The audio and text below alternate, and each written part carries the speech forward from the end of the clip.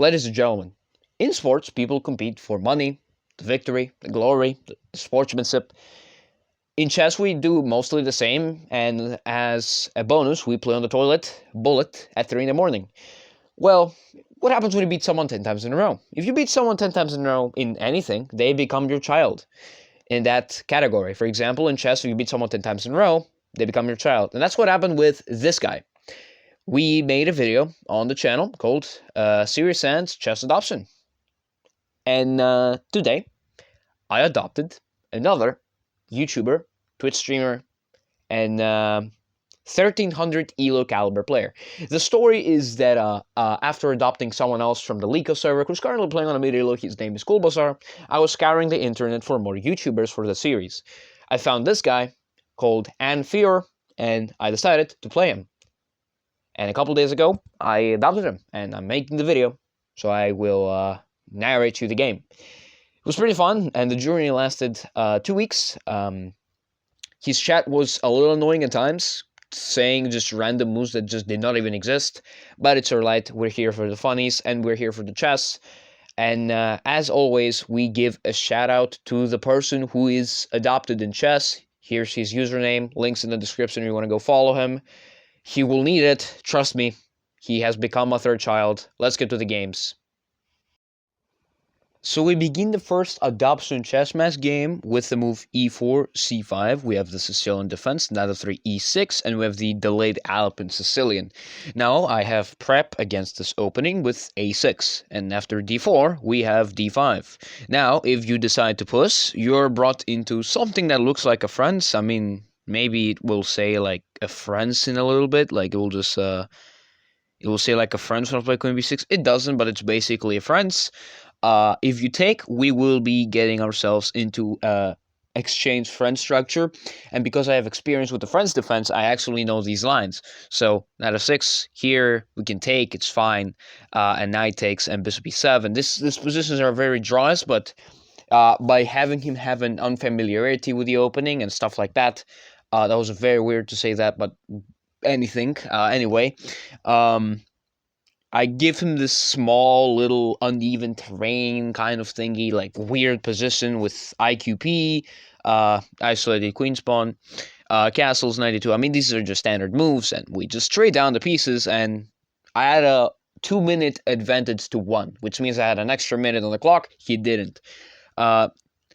Another knight joins the party, and bishop g4. Well, you want to trade this bishop because it's not actually that useful, but in this case, I wanted to tease him to go wild. Now, unfortunately, he did not do that, so rook f2 e1, bishop g6 attacking the queen, and queen d2.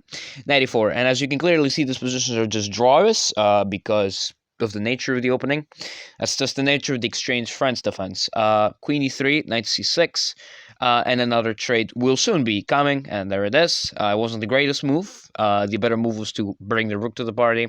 Both rook moves are fine, but I take, and rook f2 e8, and this is where I just start to flag people because they're really low on the clock. And remember, this is blitz with no increment. This is like my terrain. This is my bread and butter in adoption matches. H6, just a calm little development move, and now takes with the rook. The better move was probably to just take with the pawn, just no longer have an isolated pawn. However, that would open lines with the queen. So rook takes is another option, which surprised him quite a bit. Queen f3, rook k to e8, and takes with the bishop now. Because queen g4, and we just rotate around. Now he can get in, he doesn't see that, but hangs a pawn instead. However, I get scared because, you know, the rook is pinned to the bishop. If I take and then this, I have this move, which is a fork, which I miss because I'm trying to flag the guy. So rook d8, f3, bishop h7, which is just a long sniper, rook e7, queen f6, and he's winning. Sure, he's winning, but it looks a little bit scary for me.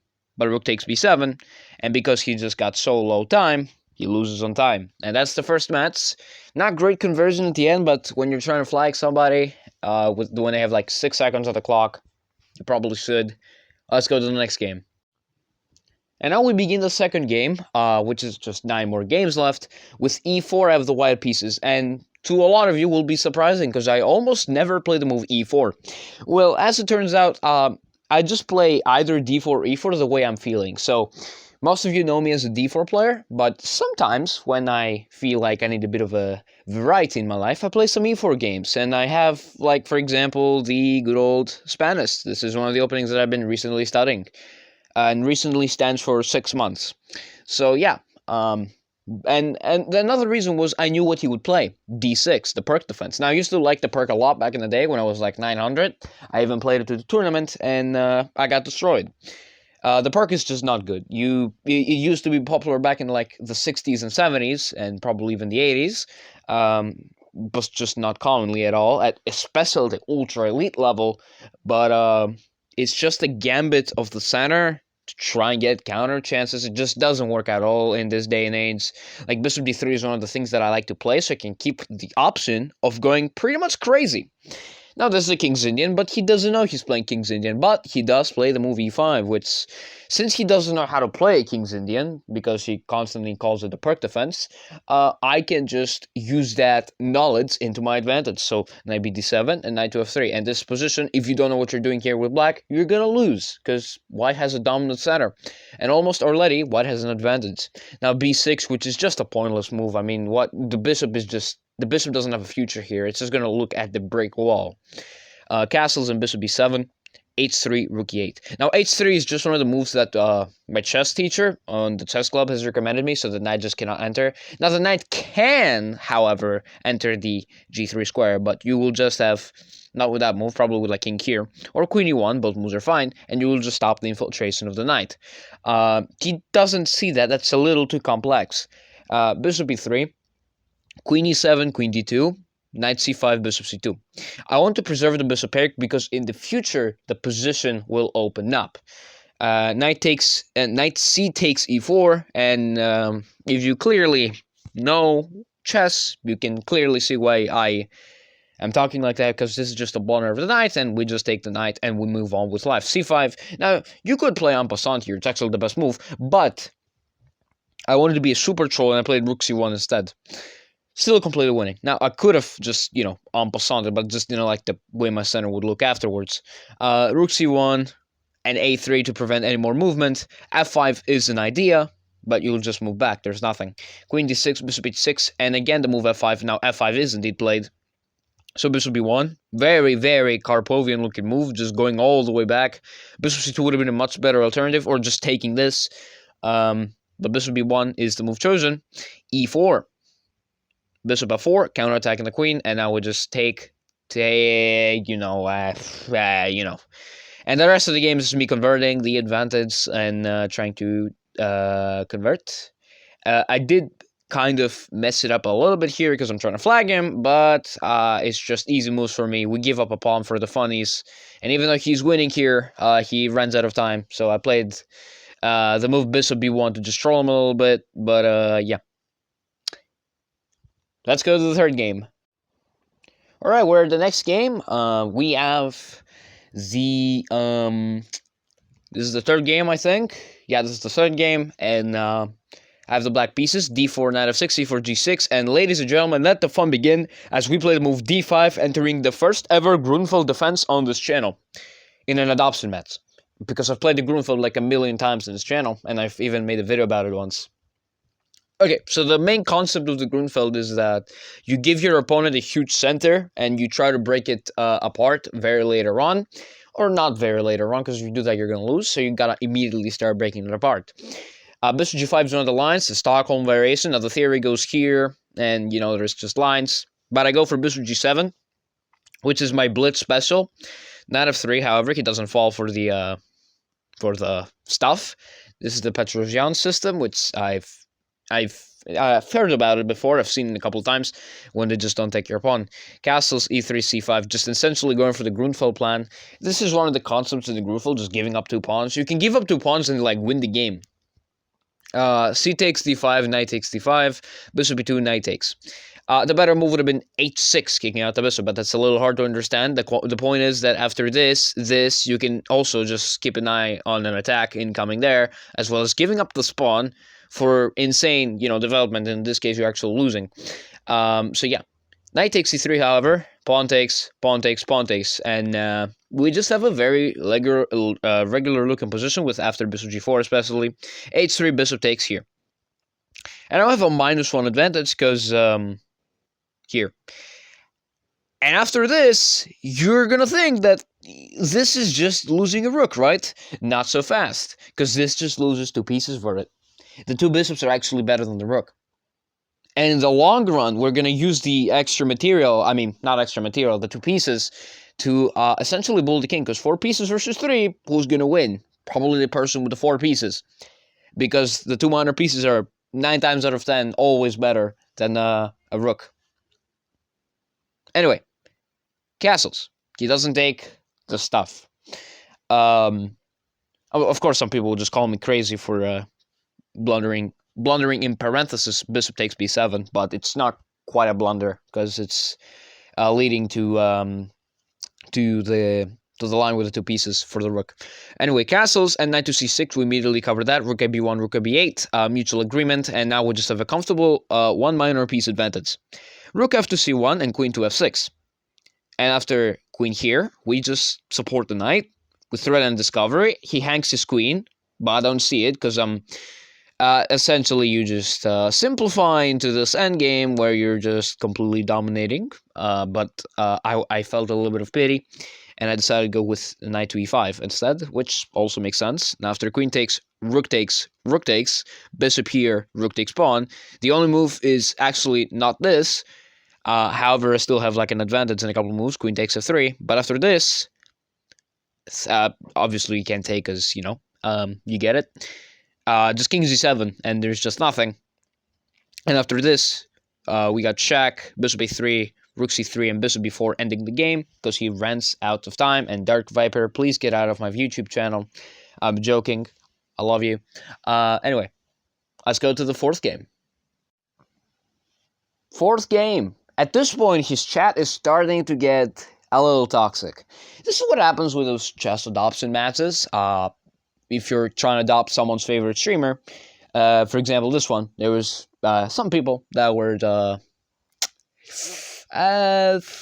friendly, in parentheses, let's just say. I mean, they were just like, oh my god, this guy played this badly, and then they realized that I'm in the chat actually looking at their messages. And yeah, it happens. I'm used to that. It's just you don't like seeing your streamer get absolutely destroyed in front of like 2 people. Anyway, e4 d5 takes. As you can clearly see, another e4 game by me. This is very weird. There's 2 e4 games in one video. You must be crazy, Raven. No, I'm not. I'm just experimenting. Against the Scandinavian, my thing is just knight f3, and after knight f6, we have the move c4. I know it looks very dubious, but the idea is d4, especially after knight to c3, and here it is. We have a little bit of central space. And after here, we just try to simplify the pieces to centralize the queen. And after bishop to c5, which is just a cheap hope chess move, hoping to do this. But it's not going to happen because I have brain cells. So after bishop e3 now, and he's still like insistent upon it. But after just a3, you can sacrifice. Yes, sure, you can sacrifice, and you can just you can go here and win my pawn. But I will just cast alongside, get back my material, and you got nothing. So basically, it's just a pointless attack. So a5, and now rook d1. Now you have to move your bishop, which is the negative of playing hope chess. And after castles, knight e4, queen e7, we have bishop g5. And now this knight is under fire. After rook f to d8, we take the knight with the bishop, which is not the greatest move. You just need to step away with your queen. But it's fine. Bishop takes f6, pawn takes. And this is what I wanted.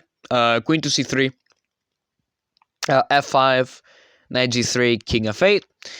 And I don't have to explain why king f8 is bad. There's no reason to be moving your king in the middle of the game. The reason why it's not bad, it's so bad, is because of d5, which opens up a checkmate opportunity and wins the knight. Unfortunately, I do not see that, which that also is a fine move. It's still there, by the way. I mean, I'll miss it. If you didn't see it once, you won't see it again. After knight e2, which is just rerouting the knights around, we attack the cookie. The cookie moves, and we now play b4 and en passant.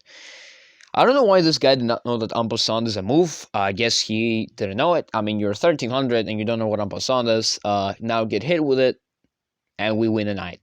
Terrific. This is cool. This is very cool stuff. After pawn takes, bishop takes. The bishop is just pinned, so we don't have to do anything after this, which, I mean, we simplify, of course, because we're winning. And after the rook goes here, we just give a check, and we give a check, and we take the queen, and it's rook and knight versus rook. That's just easy. And after h3, there's just nothing, and he resigns. That's the fourth game. Again, his chat is still pointing out that I made a million mistakes. Meanwhile, I missed, like, what, 3 things that were fine, I guess. They're not only talking about me, but they're not talking about their favorite streamer. Guess makes sense, but I don't care. So yeah, let's go to the 5th game. 5th game, and the chat is just not stopping, saying that I'm very inaccurate. Anyway. D4, we're back into normal stuff. Now you no longer think I'm an imposter. F5, the Dutch defense. This is, every time I see the Dutch defense nowadays, I just have a big smile on my face. Now the meta is actually to just play Catalan. This is just a Catalan. I mean, you just go bishop g2, e6, c4. This is just a Catalan. I mean, you go, but the difference in this one is that you go bishop g5, either here or later, and you actually let this bishop there, go e3, and then once you get attacked in an example like this, you trade off you trade off your bishop, and then if you are given a free pawn, you take it, of course, because there's just no attack. I don't know what he's attacking. I'm just better after here. Now, if you sacrifice the pawn, there is just a looming mate threat, and then I just win the pawn.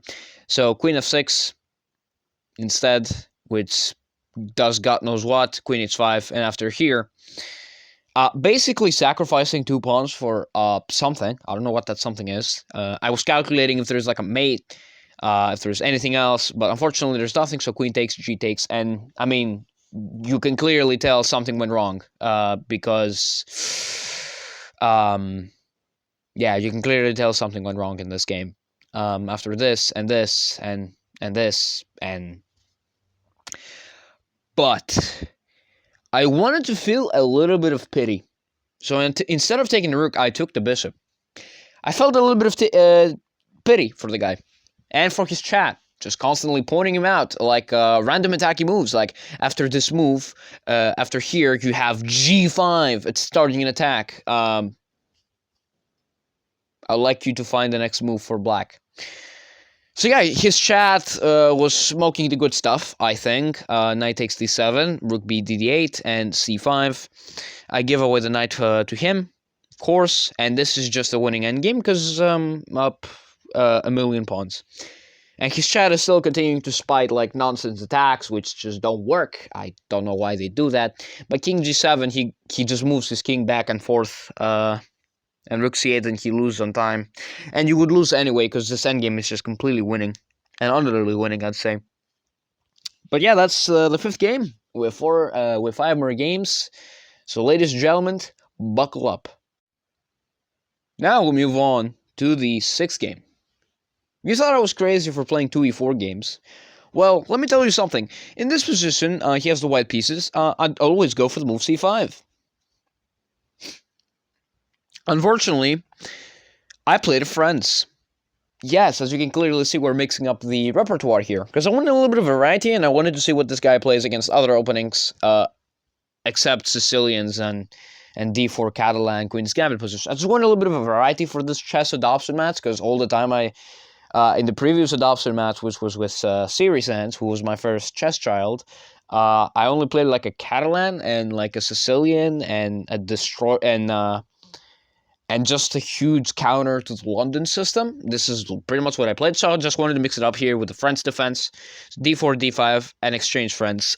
So it was clear to me that he was playing the Alapin to get to an exchange friends. Unfortunately for him, I've actually studied my theory, and I know what goes on in these lines. So knight f3, knight f6, bishop e2, bishop d6, a little bit of symmetrical play. Bishop g5, h6, just trying to get some imbalance of him taking the knight, but bishop e7 and c3. Bishop g4, trying to trade off the awful French bishop, It's called like that because most of the time this bishop is just locked behind the light square pawns. And what you want to do is trade, especially when they give you the bishop for it, to try and replace your pawns with line squares. Knight d2, knight bd7. The engine pushes heavily for c5, and after takes, and bishop takes, apparently you have an advantage, but I don't quite see it. But knight bd7 is a more human move, and knight e4. Try and get this outpost, try and get some trades going, and knight e to f6 and queen b5, and we give away the pawn. Because the reason, if you see me hanging pawns in blitz games against severely low rated opponents, it's because they've actually have very, very low time, or because they've calculated ahead. In this case, it's actually neither one of those things. I'm joking, it's the first one. Queen d7, and also because I'm a prick. Queen takes d7, doesn't take the free pawn because this is a free pawn. And despite being up a pawn, my engine is arguing there's advantage for black, but there's just not because I'm just down the central pawn. F6, we let the trade happen, and rook e1, rook e8, I am just up on time. And you actually have very little time left for you to think and figure this game out. And just by playing some natural moves and limiting the opponent's movement, we just make him think for at least a second on a move, and then we just get the dub after a fork. Basically getting back my material and probably imbalancing this game beyond belief. But fortunately, we win on time. And that's the 6th game. Let's go to the 7th. Alright, here we are back with d4 of the white pieces versus Dutch defense once more. I asked my friend if he plays the Dutch defense correctly, because I'm not quite sure how the most right way to play is. He said it's like so wrong that he wanted to cry. Which is the only answer I wanted. So g3, and we'll just play a normal Catalan. I'll just skip ahead a little bit. Now he plays this, which is a move that I've seen a lot of times happen in my Dutch defense, against the Dutch defense. I'm going to be very honest with you. I don't think this is correct. Normal Dutch defense games go like g6 or something, and you put the bishop there, and you go queen e8 and g5, h5. But this is just not it. I'll just block with the bishop, trade, and you actually help me because I don't want a dark square bishop. You probably want a dark square bishop because look what you did with your pawns here. Castles, e3, knight e4, pawn takes, and bishop takes. He just gives me a free pawn, but he has a checkmate threat. Oh no, he has a checkmate threat. Really? Really? Not d6. I don't know what d6 does. Anyway, let's get back here. The engine wanted f4, which I understand it, but after g5, you know, what someone recommended on his chat once again, you just lose the game. I mean, you just go knight h3 here, and you defend the pawn, and if you take, then I just castle, which is wow. But queen d2, that's the more human approach. d6 and bishop g2, bringing back the bishop, it gives me away a lot of advantage because I lost time. It still wants f4, which I would have played by now. I actually considered f4, but I just didn't like how the e-pawn looked. So instead I went bishop g2, repositioned the knight, and castle, which is just the more natural human response. c6 is an attempt to blunt the bishop, and rook c1 and d4, excuse me, and just weakens this pawn. And I give him this pawn for that pawn. So no, I did not blunder my pawn. I calculated this for like 6 seconds. Or 7. 6, 7. Anyway, I'm joking. He attacks my pawn, so instead I just defended like this. And after bishop here, which I don't know what it does. I guess you're trying to go to f3 and trade my bishop. We go pawn takes, and rook c7, getting down on the rook file. And after this, we support the rook, and we go here, trading the rook first before just rerouting the knight. The funniest thing about this move is just losing on the spot because of knight to c4. It's hard to understand why. The concept is after takes, and something like this, you need to just bring back a lot of pieces. And according to the engine, black is like completely winning in this position, which is just very weird to think about. But actually, black is winning in this position. Unfortunately, that doesn't happen because my opponent is not actually 1900 on blitz. He's 1000. b3. And I completely missed it too, by the way. I was just so focused on like flagging and playing easy moves and well thought out, half well thought out moves, I guess. knight to d6, and we just go back, and after takes, and h5, which is a move, I go knight to e1, defending against the queen infiltration, queen d7, trade everything, and we just have a comfortable pawn advantage. We just have a comfortable pawn advantage. And knight c2, knight d6, and a4 looks weird to the untrained eye. It's probably like Stockfish's like third or fourth choice. The reason I played a4 instead of g4 or putting the knight on an active square is because after this, he has no knight moves. He can go nowhere with the knight, and then you just have to bring your king, and I will just focus on developing my pieces instead. So yeah, that was the reason I played a4, and after king g7, h3, runs out of time, which is going to be a very repetitive concept in this chess adoption match. Because it's blitz. And he only plays blitz, so yeah. Anyway, let's go to the 8th game. And once again, this is another Sicilian. Now, the funny thing about these games is that I'm actually playing immediately right after school. One of these games, I played on the school bathroom. Not even joking. They have a terrible signal there, but I actually managed to clutch a victory on the school bathroom.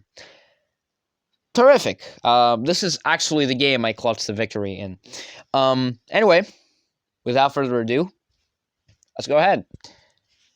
Sicilian defense, and we have once again the Alpine Sicilian variation, and I just got a cold breeze of air for some reason. I don't know why I'm doing this.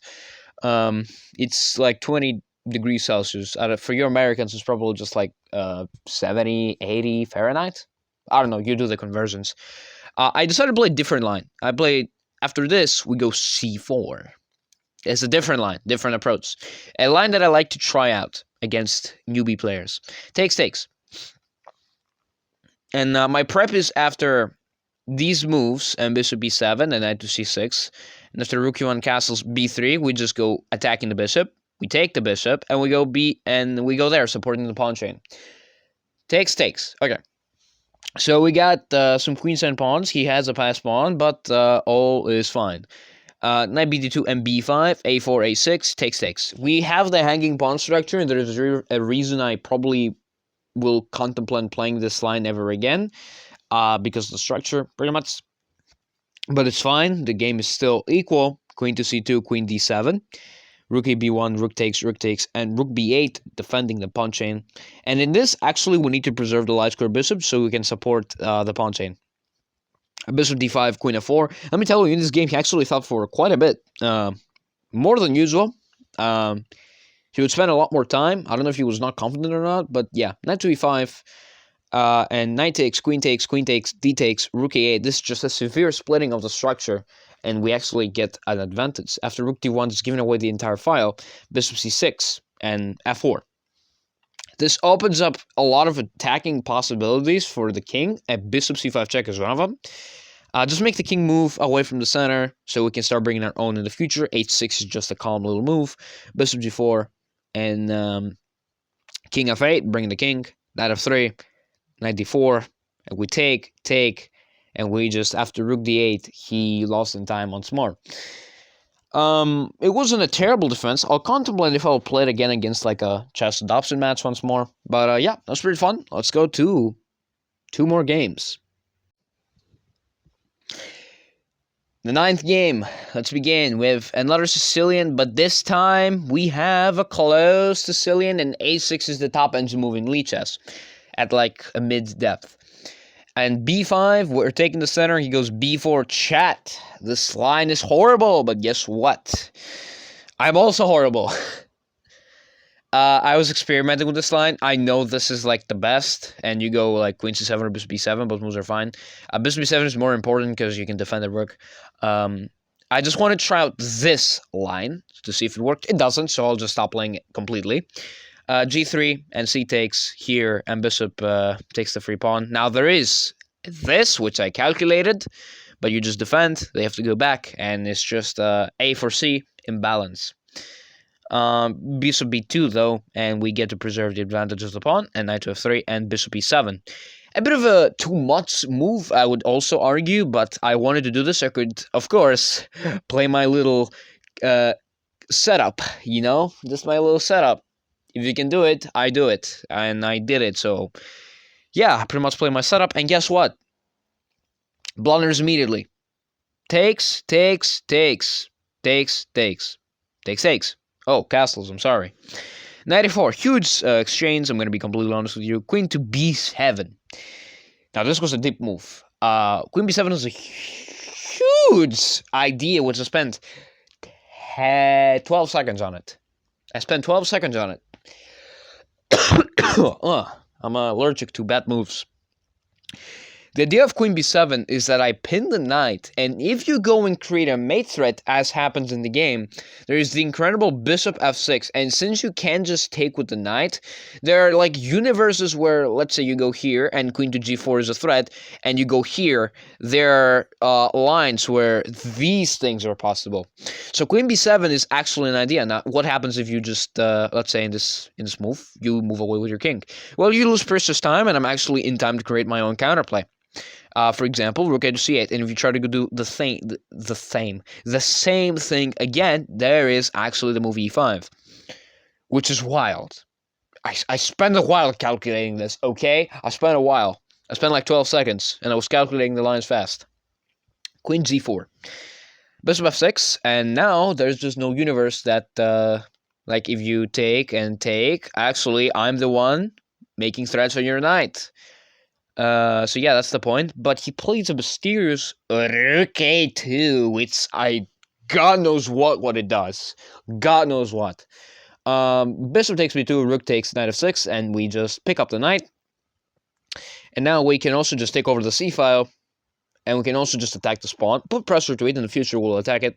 h5. I don't know what this h4, h5 business is. I guess it's a plan. A poor plan is better than no plan. Exactly. He's going for it, so I will go for it as well. Queen g3, sacrificing the rook, aka hanging it in one move. Queen takes g5, thinking he has any attacks, takes, queen f6 comes back to defend at a perfect time. Queen g3, queen h6, and we just defend against all the threats and loses on time once more. And actually, I still had a little bit of time left. Queen b7 was indeed a deep idea. Was it the top engine move? Far from it, actually. Probably like 4th or 5th choice. Was it okay? It was tolerable. Final game. Alright, this is the final game. We have a 9-win streak, which means if I win one more time, he will become my 3rd child. As mentioned in the intro, I have a second one who is Kulbasar from the Lika server, but he's not a YouTuber, so I can't shout out of him. If he does make a channel, I will, of course, make a video. Sorry, Kulbasar. I know he watches my videos, so that's why I'm apologizing. Anyway, the opening that will get the credit is the Dutch defense Catalan. Again, if you play the Dutch defense, you'll get hit with this. I know some people in one of the servers that I'm in that just dislike this Catalan thing because it's not bad. It's annoying as fuck for Dutch players to face this. So if you're like a D4 player, but you're just like tired of getting destroyed by the Dutch defense, I recommend adding the Catalan setup to your toolbox. It's very easy to understand. I mean, if you do decide to delve on the theory, maybe you'll have to study a little bit, but it's fine. Knight f6, bishop g2, Will's going to skip ahead. He plays the same shitty line. Fun fact about this game, it was me and my friend, IRL, right after the chess lesson. I was playing poorly, so I could keep stamina for this, because this was a little bit more important and more necessary than listening to my chess lessons. So yeah, I had a witness. I had someone to witness this majestic game. Castles e3, d6, knight e2, knight d7, castles e5, queen b3, e4, c5 check. c5 check is a move, and I do, in fact, knight f4. And now the only move is c6, and it does get played, and we quickly have this weird structure. And the other negative thing about c6 is that, you just blunder a small little fork. It's fine, but I do anyway. He takes the king, which is giving me a little bit of a mixed signal about that. I guess he just was upset a little bit. Rook f2 e1, g5, bishop h3, g4. This was what I wanted. My plan was actually g4. If g4, then this is entirely just locked down, so there's no potentials for attack right now. h5, he's trying to generate some attack, but king f1 is getting out of the way. King f7, king e2, just moving out of the center and going to the queen side, where all my pieces are. Knight f8, queen c3, knight g6, king d1, bishop g7, king c2. This sequence of king moves constantly like this should just tell you the message that I'm actually trying to adopt someone. Now, is it good? Not the greatest move, and according to Stockfist, it actually just doesn't like it too much, but it doesn't hate it. Is it kind of necessary? Yes, because he's trying to break through the king side, and while if I'm on the queen side, he won't be able to play at both sides, and the center is locked. So in the future, I could place my king in the center and just be fine. b6, he's trying to break through on the queen side, but not so fast. b4. And if you dare to open up with bishop b takes c5, then b takes c5, and you take over the file, I'll just counter back. Queen d8, takes, we take over the file completely. And now you have nothing. I'll just dominate you. And after takes, I decided to be an ooga booga, and after this, I play move c6, and then the brilliant queen c5. Yes, for this last adoption game, I wanted to be a little funny, and I did, in fact, just hung my knight in one move. The craziest thing about this is that he's completely losing still. He's still losing, kind of. He has a very slight advantage. After queen takes and queen b4, trying to trade off the queens, he does, in fact, trade off the queens. The only reason this is good for black is because of the two pieces, and because he'll win another pawn. Knight e7. c7, troll chess. This is what I like to call troll chess. King e8, king here. I could take this pawn in theory. I don't do it because I'm trolling. And after this, again, for the final time in this video, he loses on time. 9 games out of the 10 that we played, he lost on time, which screams a lot of time management skills. And that's why 10-0 is just superior, because it trains your time management skills. And after this game, thus ends the chess adoption of Ann_Fair, who is his username. Again, this was the adoption match. Make sure you go sub to the guy, give him some mental support for getting adopted by the almighty Call Me Ravens. Yeah, see you guys next time. And again, I have to mention that his chat was just spitting out random moves. I, of course, did not look at his chat during the games. That's a little bit of cheating. I instead just blasted like music, and, you know, this is what I do with adoption matches. Just blast music on the background, and I just chess. And that's it. Congratulations to the guy. Congratulations to him for being my third child. And, yeah. I'll see you guys in the next chess adoption match or in the next video. Now get out.